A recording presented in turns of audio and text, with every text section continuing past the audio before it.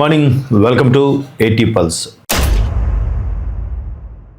ఏటీ పల్స్ ద్వారా మనం కొన్ని ఆర్టికల్స్ సంబంధించి మనదైన శైలిలో ఒక విశ్లేషణ కార్యక్రమంలో మాట్లాడుకుంటున్నాం.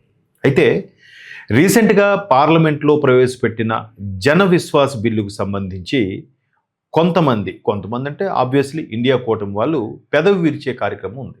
ప్రతిది కూడా బురద జల్లడం, పెదవి విరుపు. ఎందుకు అలా చేస్తున్నారు అంటే, గతంలో ఈ జన విశ్వాస్ బిల్లు అంటే జనము విశ్వాసంతో కూడిన బిల్లుకి ఆమోదం తెలిపితే, ఉభయ సభల్లో కూడా ఆమోదం లభిస్తే, బిల్లు ప్రవేశపెడితే దీనికి కూడా వ్యతిరేకత చెప్పేవాళ్ళు ఉన్నారు. అయితే దీనికన్నా ఒక్కసారి కొంచెం ముందుకెళ్తే 2016-17 జూన్ నుంచి జిఎస్టీ అమల్లోకి వచ్చింది. జిఎస్టీ అమల్లోకి వచ్చిన తర్వాత చిన్న చితక వ్యాపారులు కూడా మ్యాక్సిమం వ్యాపారంలో ట్రాన్స్పరెన్సీ అనేది పెరిగింది. డిజిటల్ పేమెంట్లు కూడా ఎక్కువయ్యాయి. రోడ్ సైడ్ను అమ్ముకునే కూరగాయలు అమ్ముకునే వాళ్ళు కానీ, పళ్ళు అమ్ముకునే వాళ్ళు కానీ, చిన్న చిరు వ్యాపారులు కానీ డిజిటల్ పేమెంట్స్కి అలవాటు పడడం వల్ల ప్రతిదీ కూడా ట్రాన్స్పరెన్సీ పెరిగింది. ఐటీ రిటర్న్స్ ఫైల్ చేసేవాళ్ళు, మినిమం 20 లక్షలు బిజినెస్ కంటే ఎక్కువ ఉండేవాళ్ళు ఈ జిఎస్టీ పరిధిలోకి రావాలని చెప్పడం, కొంతమంది ఆ పరిధి దాటి ఉన్న జిఎస్టీ రిజిస్టర్ చేయించుకోకపోవడం కూడా మనం చూసాం. అయితే ఇక్కడ నేను మన సిటీలో ఒక హోటల్కి వెళ్ళాను. ఆ హోటల్లో టేస్ట్ ఫుడ్ అంతా బాగుంటుంది, ఒక టిఫిన్ షాప్ అది. బట్ అక్కడ డిజిటల్ పేమెంట్ లేదు, ఓన్లీ క్యాష్ అండ్ క్యారీ. ఇది ఆల్మోస్ట్ 2023 వరకు కూడా అదే పరిస్థితి ఆ హోటల్లో. సో ఇది నిజంగా బిల్లింగ్ ఇస్తున్నారు, ప్రతిదీ పై టైప్ చేస్తే డిజిటల్ చిన్న మీ బిల్లింగ్ సెక్షన్ ఉంటుంది కదా, ప్లేట్ ఇడ్లీ 30 రూపాయలు 40 రూపాయలు కూడా చిప్పి అక్కడ రసీదు చింపిస్తున్నారు, అన్నీ అవుతున్నాయి. ఓకే, కానీ అవి ఎంతవరకు కరెక్ట్? వాడు తినకపోయినా చింపి ఇచ్చేయచ్చు కూడా కదా. ఎవడు కొనకపోయినా ఎంతగా సేల్ అయింది, లేకపోతే ఎంత తక్కువ సేల్ అయింది అవలేదో దాన్ని చింపి చూపించడమో ఏదో చేయొచ్చు, దాన్ని కూడా మ్యానిపులేట్ చేయొచ్చు. సో అటువంటి వాటి మీద మెల్లమెల్లగా ఈ జిఎస్టీ టారిఫ్లు తీసుకురావడం, అలాగే దాని తర్వాత డిజిటల్ పేమెంట్లు ఎక్కువగా చేయడం వల్ల మెల్లమెల్లగా ట్రాన్స్పరెన్సీ పెరిగింది. సో రీసెంట్గా 2026లో ఆ జిఎస్టీ వేవ్ కూడా ఏదైతే హైయెస్ట్ది 28% ఉందో దాన్ని మ్యాక్స్ హైయెస్ట్ కూడా 18%కి తీసుకురావడం కూడా జరిగింది. 18 ఉంది, 12 ఉంది, 5 ఉంది, 6 ఉంది, ఆ తర్వాత 2%, ఇలా రకరకాలుగా కూడా జిఎస్టీలో పర్సంటేజ్లు ఉన్నాయి. సో ఏదైతే దాని మీద విమర్శలు ఎదుర్కొంటూ చేశారో, యాక్చువల్గా జిఎస్టీ స్టార్ట్ చేసింది యూపీఏ గవర్నమెంట్ 2014 ముందు, దాన్ని ఎన్డీఏ గవర్నమెంట్ ఇంప్లిమెంట్ చేస్తూ వచ్చింది. దానివల్ల చాలా వరకు ట్రాన్స్పరెన్సీ పెరిగింది. వాళ్ళు ఏమైనా తీసేయాలి లేదా, మీరు చేసింది కదా మేమెందుకు చేయాలి అనుకోలేదు. భారతదేశ ప్రభుత్వానికి ఏ ఉపయోగం ఉన్నా కూడా దాన్ని ఇంప్లిమెంట్ చేయడానికే ఎన్డీఏ ప్రభుత్వం సిద్ధపడింది. అయితే ఇప్పుడు ఈ జన విశ్వాస్ అనేది ఎందుకు అంటే, ఏదైతే వ్యాపారులు చిన్న చితక డిస్టర్బెన్స్లతో వాళ్ళు ఒక్కొక్కసారి ట్యాక్స్ పే చేయకపోవడం, ఐటీ రిటర్న్స్ ఫైల్ చేయకపోవడం, డిలే అవ్వడం, క్వార్టర్లీ ఫైల్ చేయకుండా హాఫ్ ఇయర్లీ చేయడం, లేదా ఈ 4 క్వార్టర్లు కలిపి ఒకేసారి ఫైల్ చేయడం, ఇట్లాంటి వాటి వల్ల పెనాల్టీ లేదా జరిమానా అలాగ వేసి దానికి వాళ్ళని మరలా వ్యాపారం చేసుకునేలా చేయాలి, కానీ వాళ్ళకి భయపెట్టించే పరిస్థితి రాకూడదు అనేది ఇక్కడ జన విశ్వాస్ యొక్క ముఖ్య ఉద్దేశం. అంటే మీకు అర్థమైంది కదా. ఇన్ కేసు వాళ్ళకుండే టెన్షన్స్ ద్వారా, లేదంటే వ్యాపారం సక్రమంగా నడకపోవడం వల్ల, వాడు డిలే పేమెంట్ చేయడం వల్ల వాడికి మరలా ఇబ్బంది కలిగి ఆ జిఎస్టీ నెంబర్ పోవడం, ఆ రెన్యూవల్కి ఇది ఇవ్వకపోవడం, ఫైల్ చేయలేదు కాబట్టి జిఎస్టీ ల్యాప్స్ అయిపోయిందని చెప్పడం, లేదా రిటర్న్స్ కూడా మీకు ఇబ్బందికర పరిస్థితులు ఉన్నాయని చెప్పడం, రైట్స్ చేయడం, ఇవన్నీ కాకుండా వాళ్ళు ధైర్యంగా ముందుకెళ్లేలాగా ఈ జన్ విశ్వాస్ బిల్లు ఉపయోగపడుతుంది. దాంట్లో కీలకమైన పాయింట్స్ ఇక్కడ ఒకటి చూశారు. ఏంటంటే, ఏవైనా టెక్నికల్ ఇష్యూస్ వచ్చాయనుకోండి, వాటిని గైడ్లైన్స్లోకి తీసుకోకుండా ఇప్పుడు ఆ టెక్నికల్ ఇష్యూస్ వల్ల ఏమవుతుంది, వాడికి ఆ సివిల్గా ఉండే సివిల్ స్కోర్ ఏదైతుందో అది పడిపోవడం, దానివల్ల ఆ వ్యాపారంలో వాడు సోషల్ మీడియాలో పెట్టుకున్న వాటి పేర్లకి బ్యాడ్ ఇమేజ్ రావడం, దానివల్ల వాళ్ళ యొక్క వ్యాపారం కూడా లావాదేవీలు తగ్గిపోతాయి. ఇవాళ రేపు ప్రతి ఒక్కరు కూడా డిజిటల్ మార్కెటింగ్ మొగ్గు చూపడానికి కారణం, ఒక రోడ్ సైడ్ చిన్న బండి పెట్టుకుని పానీపూరి అమ్మేవాడు కూడా దాన్ని డిజిటలైజ్ చేసి దానికి వచ్చిన వీడియో తీసి సోషల్ మీడియా పెడుతున్నాడు. రండి ఇక్కడ మాది ఎంత బాగుంది, మీరు తిన్నారా, మీ టేస్ట్గా ఉందా, ఒక లైక్ చేయండి లేదా ఒక కామెంట్ పెట్టండి. సో అది అలా స్ప్రెడ్ అయితే వాడికి బిజినెస్ పెరుగుతుందని చేస్తున్నారు. అలాంటప్పుడు ఇక్కడ కూడా ఇలాంటి చిన్న చితక ఇష్యూస్ అయినప్పుడు దాన్ని బూచిగా చూపించి వాడి వ్యాపారం ఇబ్బంది పెట్టకుండా ఉండేందుకే ఈ జన విశ్వాస్. అయితే ఈ సివిల్ తప్పులుగా మార్చి ఏదైతే చిన్న చిన్న ఇష్యూస్ ఉన్నాయో అది సివిల్ నేరాల కింద వస్తాయి. వాటి మీద మళ్ళీ కేసు ఫైల్ చేయడం, వాడిని అరెస్ట్ చేయడం లాంటివి కాకుండా తప్పించే ప్రయత్నం చేస్తుంది. అలాగే జైలు శిక్ష రద్దు. ఇక్కడ 80కి పైగా చట్టాల్లో సుమారుగా 754 నిబంధనలు ఉన్నాయట. సో ఆ నిబంధనలను తొలగించి జైలు శిక్షని మాఫీ చేసి వాడికి జరిమానా కానీ లేదా పెనాల్టీలు కానీ విధించడం ద్వారా ఆ జైలు శిక్ష అంటే ఒక రిమార్క్ అయిపోతుంది కదా, వాడు జైలుకి వెళ్ళాడంటే.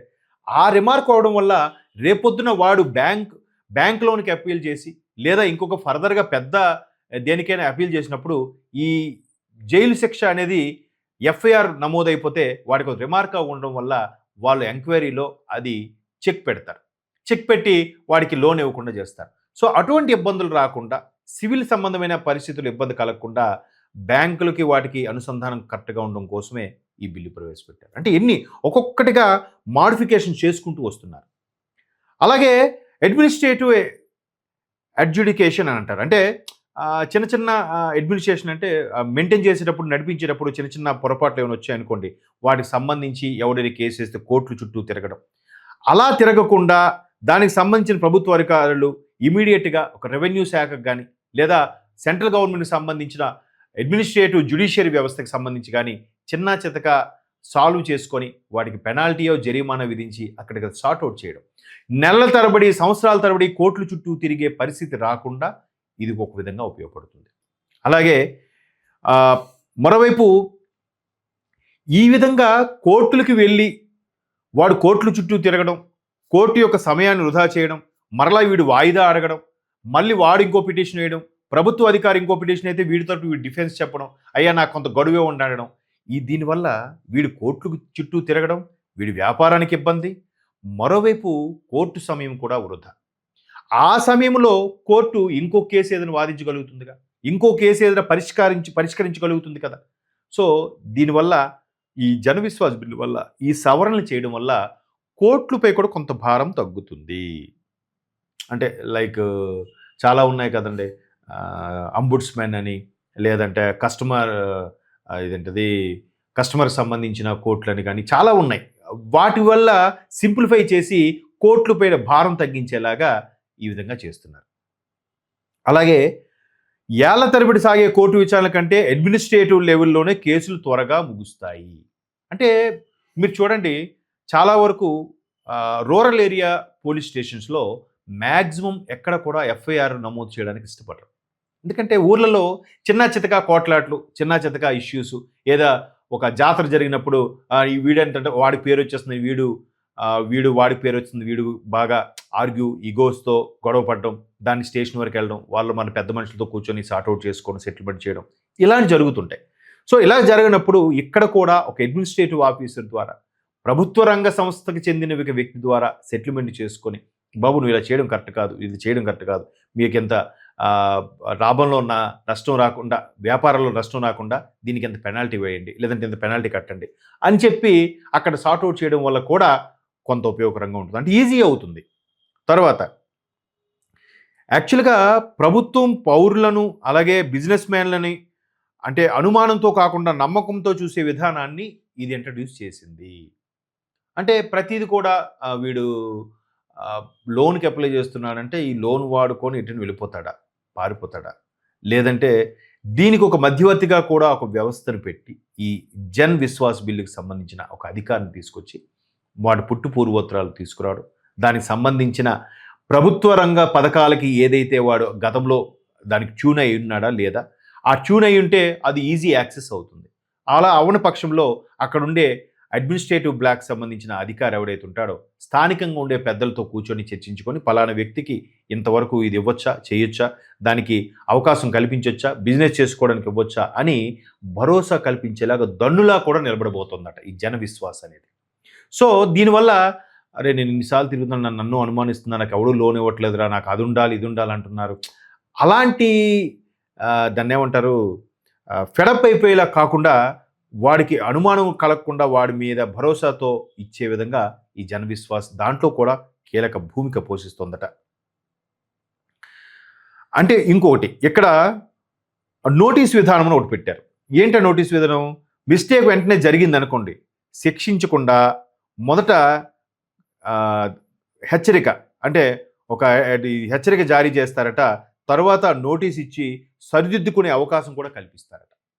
అంటే వాడు ట్యాక్స్ సరిగ్గా టైంకి పే చేయట్లేదు, ముందు వాడికి వెళ్ళి, ఇప్పుడు ఫర్ ఎగ్జాంపుల్ పవర్ బిల్ ఉంది, మనం సక్రమంగా సకాలంలో పే చేయలేదనుకోండి, వాడు ముందు బాబు లైన్ మ్యాన్ వస్తాడు, వచ్చి మీరు లాస్ట్ 2 months నుంచి పే అంటే లాస్ట్ 2 months నుంచి ఎందుకంటానంటే, ఒక మంత్ పే చేయకపోయినా ఛాన్స్ ఇచ్చారు, పవర్ కట్ చేయలేదు, 2వ మంత్ కూడా పే చేసేసరికి మీరు లాస్ట్ మంత్ ఈ మంత్ పే చేయలేదండి, మీరు ఫస్ట్ లోపు లేదా ఈ డెడ్ లైన్లో పే చేస్తే మీకు పవర్ ప్రాబ్లం ఉండదు.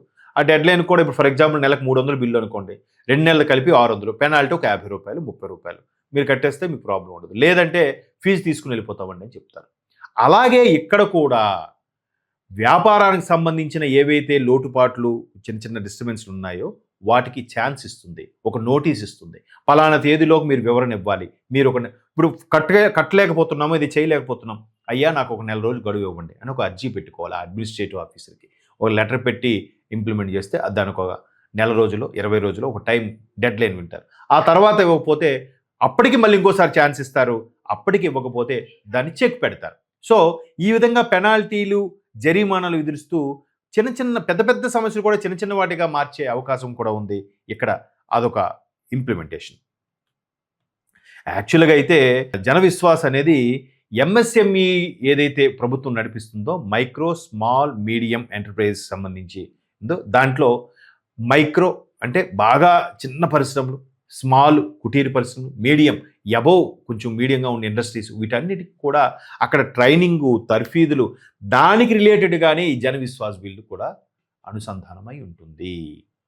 అది ఏదైనా కావచ్చు. ఈవెన్ ఎంఎస్ఎంఈకి సంబంధించి సినిమా ఇండస్ట్రీకి సంబంధించిన వ్యక్తులు కూడా దాంట్లో భాగస్వామ్యం చేస్తూ వాళ్ళు చిన్న చితక పరిశ్రమ, సినిమాలు లేదా షార్ట్ ఫిల్మ్లు ఇలా తీసుకునే అవకాశంగా దానికి లోన్లు ఇచ్చే పరిస్థితి కూడా కనిపించబోతోంది అనేది ఇక్కడ జన విశ్వాస్లో ఒక బిల్లు ఉంది. మేబీ అది నెక్స్ట్ ఇంప్లిమెంట్ అయ్యే అవకాశాలు కూడా ఉన్నాయి. ఈ విధంగా చేస్తే పెట్టుబడులకి చాలా అనుకూల వాతావరణం. ఎందుకు జన విశ్వాస్ బిల్లును ఇప్పుడు కేంద్ర ప్రభుత్వం అంటే మోదీ గారి ప్రభుత్వం ఈ విధంగా మోదీ హెయిల్స్ పాసేజ్ ఆఫ్ జన Vishwas amendment of provisions bill as major Boost to is of living and is of doing business. Is of doing business even మొన్న రీసెంట్గా ఆంధ్రప్రదేశ్ ముఖ్యమంత్రి చంద్రబాబు నాయుడు గారు కూడా ఈజ్ ఆఫ్ డూయింగ్ బిజినెస్ అనే ఒక సమ్మిట్లో కూడా అదే మాట్లాడడం జరిగింది. అయితే ఇక్కడ మోదీ ప్రభుత్వం ఇది తీసుకురావడానికి ఇంకో ప్రధాన కారణం ఏంటంటే, మొన్న రీసెంట్గా మదర్ ఆఫ్ ఆల్ డీల్స్ అని యూరోప్తో ఒక డీల్ కుదుర్చుకుంది. యూరోప్తో డీల్ కుదుర్చుకోవడంతో ఇకపై యూరోప్లో ఉండే అన్ని దేశాలకి మన భారతదేశం నుంచి అక్కడికి ఎక్స్పోర్ట్స్ అవ్వచ్చు, మ్యాన్ పవర్ అవ్వచ్చు, ప్రతిదీ కూడా మన దగ్గర తయారయ్యే వాళ్ళకి డీల్స్ కుదుర్చుకున్నాం. నిజంగా మదర్ ఆఫ్ ఆల్ డీల్స్ కుదిరిన తర్వాతే ట్రంప్ లాంటాడు కూడా మెట్టు దిగి వచ్చాడు. సో ఇప్పుడు మదర్ ఆఫ్ ఆల్ డీల్స్కి భారతదేశంలో ఉండే ఈ చిన్న చితక వ్యాపారులు కూడా ఎంటర్ప్రైనర్స్గా మారబోతున్నారు. ఎస్, ఇది వాస్తవం. ఇది ఏముందలే అనుకోవచ్చు, రేపు రాబోయే రోజుల్లో ఇదే జరగబోతుంది. ఎంటర్ప్రైనర్స్గా మారిపోతున్నారు, వ్యాపారవేత్తలుగా మారబోతున్నారు. దానికి అవసరమైన సరుకు, ముడి సరుకు అన్నీ రెడీ చేసుకోండి.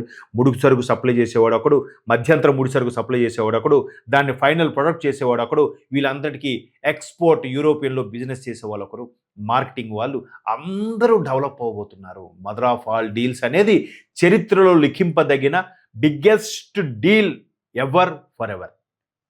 సో దానికి అనుసంధానంగానే ఈ ఎంఎస్ఎంఈని డిపార్ట్మెంట్ డెవలప్ చేయడం కానీ ఈ జన విశ్వాస్ బిల్ని ఇమీడియట్గా ఇంప్లిమెంట్ చేయడానికి ప్రధాన కారణం ఇదే.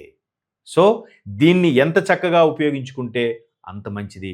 మిస్యూజ్ చేయాలనుకుంటే మాత్రం దానికి కూడా కొన్ని సవరణలు, కొన్ని నిబంధనలు పొందుపరిచింది జన విశ్వాస్ బిల్లులో. హైలైట్సే మనం చెప్పుకున్నాం. డీమెరిట్స్ సంబంధించి, డీమెరిట్స్ అంటే ప్రతి విషయంలో కూడా దొంగ వెధవులు ఉంటారు, ఇచ్చిన అప్పుని మిస్యూజ్ చేసుకొని పనికిమాల విషయాలకు వాడేవాళ్ళు ఉంటారు. వాళ్ళందరికీ చెక్ పెట్టడానికి కూడా స్టార్ అంటే టీఎన్సీ అప్లై ఉంటుంది, టర్మ్స్ అండ్ కండిషన్స్ అప్లై, అది ఉంటుంది. లేకపోతే జనాలు తెలిస్తేనేగా ఎంత మేధావులో, ప్రతి దానిలో కూడా లూప్ హోల్స్ వెతుకుతారు. అసలైంది వదిలేసి, తెల్లకాగితం అంతా వదిలేసి ఆ మచ్చను పట్టుకున్నట్టుగా లూప్ హోల్స్ వదులుతారు. దానికి కూడా జనవిశ్వాస్ ఆర్థిక శాఖ మంచి నిబంధనలతోనే ఇంట్రడ్యూస్ చేసింది. దానికి సంబంధించే ఇవాల్టి ఆర్టికల్. దీని మీద ఎవరైతే పెదవి విరుస్తున్నారో, బురద జల్లే ప్రయత్నం చేస్తున్నారో వాళ్ళందరికీ చెక్ పెట్టడానికే మా ఏటీ పల్స్ ద్వారా దీనిపై విశ్లేషణ చేసుకున్నాం.